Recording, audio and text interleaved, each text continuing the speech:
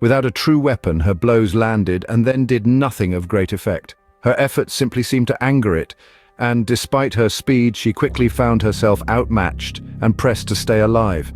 It wasn't alone either, as more of the creatures seemed to be filing in, their many limbs clutching similar bladed weapons that cried out for slaughter. Her crew behind her would face them with bare hands and thrashing tails. They would stand no chance. She had to give it to them. Somehow she had to find a way for them to win. With a quick side parry, she broke the creature's grasp on its blade and stunned it with a thrust to one of its many eyes. It coiled back in pain and rage, and she threw her mangled rifle aside to dive for its weapon. Rolling under another creature's swing, she grasped the grip, and with the full effort of her body came up with a fierce overhead swing, the new assailant off guard.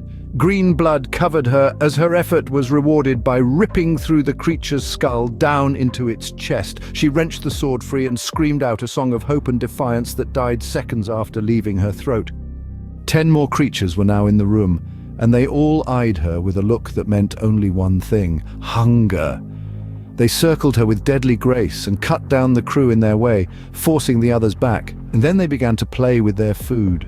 From every possible angle, attacks would fly, and Yitali would desperately parry. Twice she fell only to roll up in time to avoid certain death. Slowly but surely they wore her down. Her movements began to falter, and the weapon she held with both hands began to dip lower and lower until it was simply dragging on the ground. In an instant she found herself pinned on her back as the largest of the group encircling her held her down with its many limbs. It effortlessly plucked the blade she had been using from her hands and slowly dragged it along her belly, cutting her thin grey uniform beneath the cape with a razor's edge.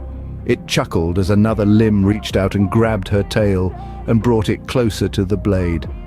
Her scream of agony could have been heard in a vacuum of the void as the creature began to skin her alive.